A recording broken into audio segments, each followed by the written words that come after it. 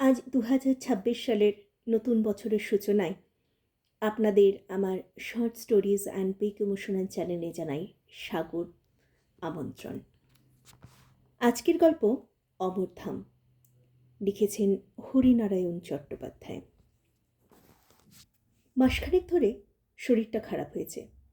যা খাই অম্বল হয়, বিকেলে মাথার যন্ত্রণা, রাতে ঘুম নেই, কাজে একেবারেই উৎসাহ পাচ্ছি না। পাড়ার ডাক্তার বলল, ওষুধে সাময়িক উপকার হতে পারে, স্থায়ী কিছু হবে না। তার চেয়ে বরং ভালো জায়গায় চেঞ্জে চলে যান, মাস দুয়েক থাকলেই সেরে যাবেন। কোথায় যাব তাই নিয়েই এক সমস্যা। এক এক বন্ধু এক এক রকম উপদেশ দিতে লাগলো। কেউ বলল ভুবনেশ্বর, কেউ হাজারিবাগ, আবার কেউ দেওঘর। কি করব, কোথায় যাব যখন ভাবছি, তখন হঠাৎ অমলের সঙ্গে দেখা হয়ে গেল। অফিস থেকে বেরিয়ে ফাঁকা ট্রামের জন্য অপেক্ষা করছি। আচমকা পিঠে কার স্পর্শ। ফিরে দেখি অমল। কলেজ ছাড়ার পর অমলের সঙ্গে আর দেখা হয়নি। আমাকে দেখে অমল বলল, চেহারা যে বড্ড খারাপ হয়ে গেছে, কি ব্যাপার? কি ব্যাপার বললাম।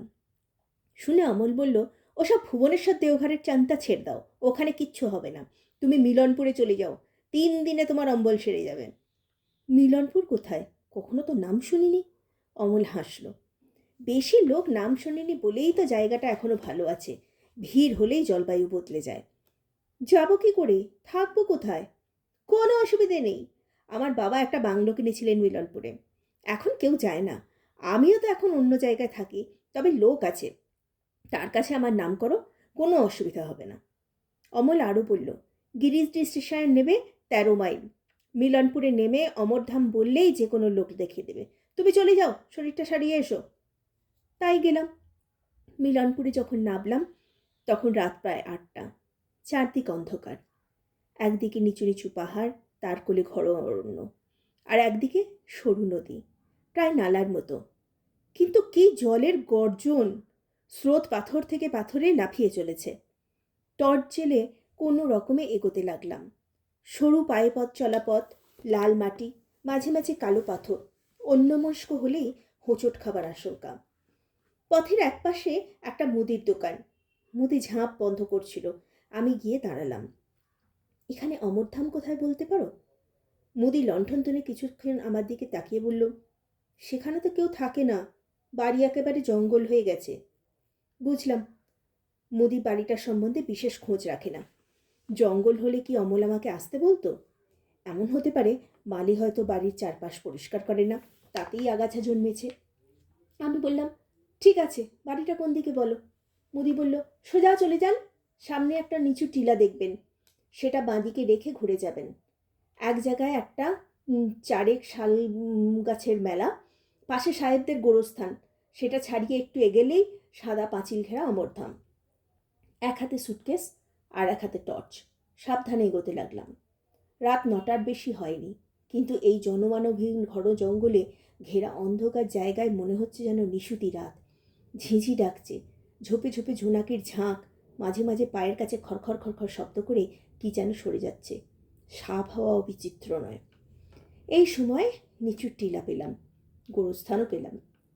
অন্ধকারে অনেকগুলো আলোর ফুলকি, সম্ভবত শেয়ালের চোখ। বড় শেয়াল, অর্থাৎ বাঘ হওয়াও আশ্চর্য নয়। যাক, অবশেষে আমার ধাম পাওয়া গেল। বেশ ভালো বাংলো, অন্তত একসময় ভালোই ছিল। এখন অযত্নে জায়গায় জায়গায় পলেস্তারা খসে ইট বেরিয়ে পড়েছে, জলের পাইপে আগাছা হয়েছে, চাতালে সামনের চাতালে সবুজ শ্যাওলা হয়ে গেছে। গেট ঠেলতে ক্যাঁচ করে একটা বিশ্রী শব্দ করে গেটটা খুলে গেল। ভিতরে গিয়ে জোরে জোরে কড়া নাড়লাম। 10 কড়া নাড়ার পর দরজা খোলার শব্দ হলো। বারান্দায় গলা শোনা গেল, কে? আমি ওপর দিকে মুখ তুলে বললাম, আমি অমলের বন্ধু, আমার আসার কথা ছিল। আরে প্রার্থনা, তোমার জন্যই তো অপেক্ষা করে রয়েছি, দাঁড়াও, দরজা খুলে দিচ্ছি। আমার নিজের খুব অবাক লাগলো, কে লোকটা? আমার নাম জানলো কি করে? তবে কি আমার কোনো বন্ধু আমার মতন শরীর সারাতে এখানে উঠে এসেছে? নিত্যের দরজা খুলতেই খোলা দরজা দিয়ে এক ঝাঁক চামচিকে উড়ে গেল, আর একটু হলেই ডানা আমার মাথায় লেগে যেত।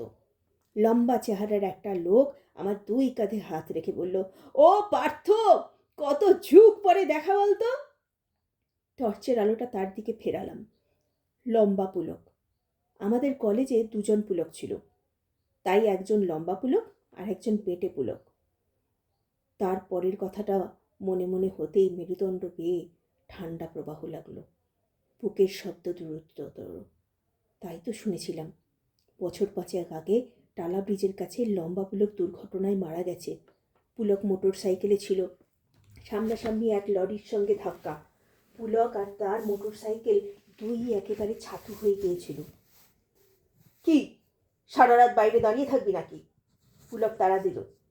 ভিতরে ঢুকতে ঢুকতে বললাম, না চল, একটা কথা ভাবছিলাম। কি কথা? শুনলাম দুর্ঘটনায় তুমি মারা গেছো বছর 5 আগে। পুলক খুব জোরে হেসে উঠল। আরে এরকম মরাই তো। দেখ না, বাঁ পায়ে একদম জোর পাই না। হাসপাতাল থেকে সোজা এখানে চলে এসেছি। বলতে নেই এখন বেশ ভালোই আছি ভাই। এখানকার জল হায়া খুব উপকার পেয়েছি। এসো এসো, ভেতরে এসো। শরীর খুব পরিশ্রান্ত। দাঁড়িয়ে দাঁড়িয়ে আলোচনা করতে আমারও ভালো লাগছিল না।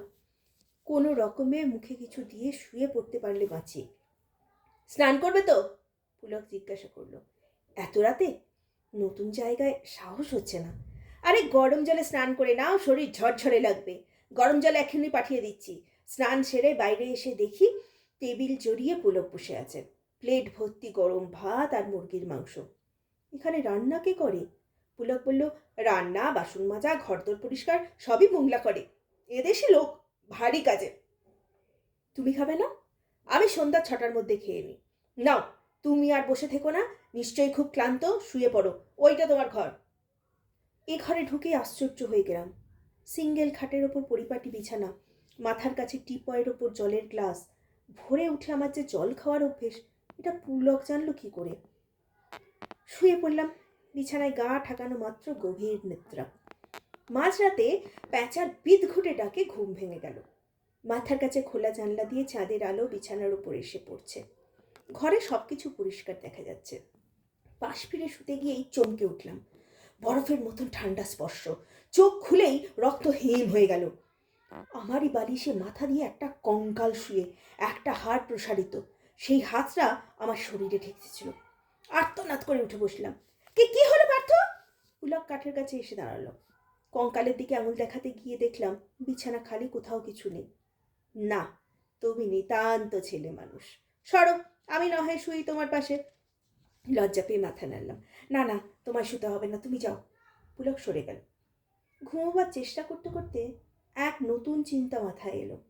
শোবার আগে আমি তো দরজা বন্ধ করে দিয়েছিলাম, তাহলে পুলক ঘরের মধ্যে ঢুকলো কি করে? উঠে আর পরীক্ষা করতে ইচ্ছে হলো না। ঘুমে চোখ বন্ধ হয়ে গেল। পরের দিন সকালে উঠেই দেখলাম ঘরের দরজার ভেতর থেকে খিল দেওয়া। এদিক ওদিক চোখ ফিরিয়ে দেখলাম ভেতরে ঢোকার আর কোনো রাস্তা নেই। তাহলে পুলক কাল রাতে ঘরের মধ্যে ঢুকলো কি করে? দরজা খুলতেই পুলককে দেখলাম বাগানে দাঁড়িয়ে আছে। কাল রাতে তার ঘরে ঢোকার কথা বলতে সে হেসে উঠল জোরে। তুমি নিশ্চয়ই স্বপ্ন দেখেছ। আমি আবার তোমার কখন ঘরে ঢুকলাম? স্বপ্ন? তা হবে, কিন্তু এত পরিষ্কার স্বপ্ন জীবনে কখনো দেখিনি। এখনো চোখের সামনে যেন ঘুমন্ত নরকঙ্কালটা দেখতে পাচ্ছি। মুখ হাত ধুয়ে নাও, মোংলা এখনই চা দিয়ে যাবে। বারান্দায় দুটো বেতের চেয়ার পাতা, মাঝখানে গোল বেতের টেবিল। হাত মুখ ধুয়ে একটা চেয়ারে বসলাম। উল্টো দিকের চেয়ারে পুলক বসে পড়ল। মোংলা, পার্থবাবু চা নিয়ে এসো। চা আর টোস্ট নিয়ে এলো। তাকে দেখে আমার শরীর কেঁপে উঠল। এমন বিভৎস চেহারা আমি জীবনে দেখিনি। গায়ে চিমটি কাটলেও এক তিল মাংস উঠবে না, এমনই শীর্ণ চেহারা। চোখ দুটো এত ভিকটে ঢোকা যে আছে কিনা বোঝাই যায় না। সরু কাঠির মতো হাত পা, ঝকঝকে দাঁতের পাটি সর্বদাই বাইরে। চা টোস্ট দিয়ে চলে যেতে আমি বললাম, লোকটার চেহারা দেখলে ভয় করে। পুলক বলল, মানুষের চেহারা আর কতটুকু, ছাল ছাড়ালে সবাই সমান। মোংলার চেহারা যেমনই হোক, লোকটা কিন্তু খুব কাজের। তাছাড়া নিজের লোক ছাড়া আমরা তো আর যাকে তাকে রাখতে পারি না। নিজের লোক মানে? মানে খুব জানাশোনা।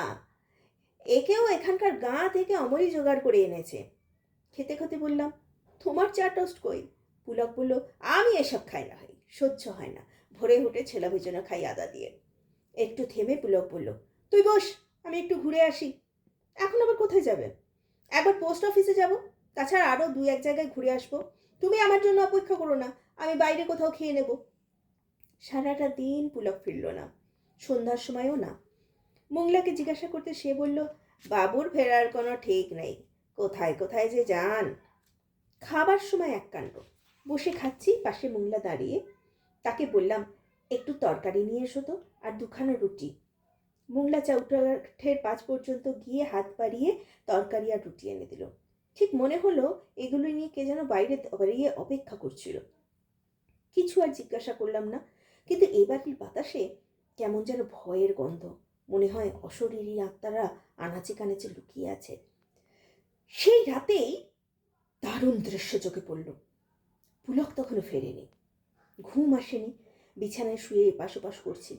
হঠাৎ বাইরে খড়খড় আওয়াজ। পাশা দুহাতে রগড়ালে যেমন শব্দ হয় ঠিক তেমনই। আস্তে আস্তে উঠে জানলার খড়খড়ি খুলে বাইরে চোখ রাখলাম। ম্লান চাঁদের আলো, খুব স্পষ্ট নয়, আবার একেবারে অস্পষ্টও নয়। উঠোনে একটা গুঁড়ির ওপর 2টো কঙ্কাল ঘেঁষাঘেঁষি বসে, একজনের হাত আর একজনের গলায়। আর একটু দূরে একটা গাছের ডাল ধরে মোংলা দোল খাচ্ছে। কি লম্বা চেহারা, সারা দেহে কোথাও এক তিল মাংস নেই। চোখের 2টো গর্ত থেকে গাঢ় লাল রক্ত বের হচ্ছে। অজান্তেই মুখ থেকে একটা আর্তনাদ বেরিয়ে গিয়েছিল। সঙ্গে সঙ্গে কঙ্কাল 2টো ফিরে দেখল। চোখ নেই, তবু কি মর্মভেদী দৃষ্টি।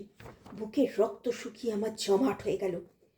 আশ্চর্য কাণ্ড, একটু একটু করে কঙ্কাল 2টোর মাংস লাগলো। সেকেন্ড কয়েক, এর মধ্যে 2টো পূর্ণ মানুষের মূর্তি ফুটে উঠল। তখন আর চিনতে অসুবিধা হলো না, একজন পুলক আর একজন অমল। কাঁপতে কাঁপতে বিছানায় গিয়ে ফিরে গেলাম।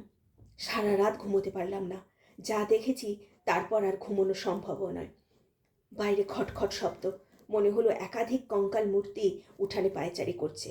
সেই শব্দের সঙ্গে পেঁচার ডাক, বাদুড়ের জানার ঝটপটানি মিশে একটা ভয়াবহ অবস্থার সৃষ্টি করলো।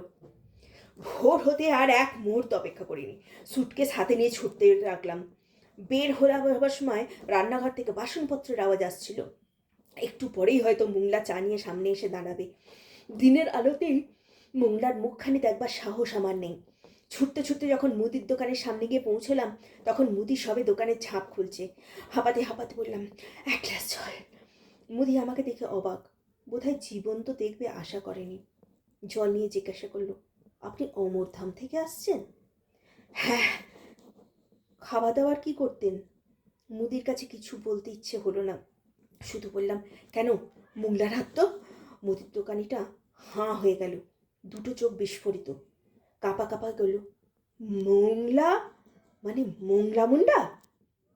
মোংলাকে তো বছর 5 আগে অমরধামের এক গাছের ডালে ঝুলন্ত অবস্থায় পাওয়া গেছিল। আত্মহত্যা? কি জানি, অনেকে বলেছিল বিষয় সম্পত্তি নিয়ে গোলমাল হওয়ায় ভাইপোরাই নাকি ওকে মেরে ঝুলিয়ে রেখেছিল। আর দাঁড়াইনি, গিরিটি না পৌঁছানো পর্যন্ত আমার শান্তি নেই। অমরধামের বাসিন্দারা গন্ধ শুকে শুকে হাজির হলেই মুশকিল। বাকিটা শুনলাম গিরিটি স্টেশন মাস্টারের কাছে। ওই বাড়ির অমলবাবু মাঝে মাঝে আসা যাওয়া করতেন। বছর 2 আগে তাকে ঘাড় মাটকানো অবস্থায় বাড়ির উঠোনে পাওয়া গিয়েছিল। গিরিটি দেখে পুলিশের কর্তা গিয়েছিল, কিন্তু খুনের কোনো হদিশ হয়নি। মাথাটা ঘুরে উঠল। তাহলে কলকাতার রাস্তায় অমলের সঙ্গে দেখা, আমাকে মিলনপুরের আমন্ত্রণ জানানো, এসব কী ব্যাখ্যা হতে পারে? আর পুলকের দুর্ঘটনা মৃত্যু, এ তো আমার জানাই ছিল। নিজেদের দল বাড়ানোর জন্যই কি আমাকে ডেকে আনা হয়েছিল? তাহলে মুঠোর মধ্যে পেয়ে ছেড়ে দিল যে? গলায় পৈতে আছে বলে কি? কি জানি, যত ভাবি এই প্রশ্নের আমি কোনো উত্তর পাই না। এই গল্প যদি আপনাদের ভালো লেগে থাকে তাহলে লাইক করুন, আর চ্যানেলটি অবশ্যই সাবস্ক্রাইব করতে ভুলবেন না। যদি আপনার গলায় আপনারা কোনো গল্প শুনতে চান তাহলে কমেন্ট বক্সে লিখুন। আপনাদের মতামত জানাতে অবশ্যই ভুলবেন না। ধন্যবাদ।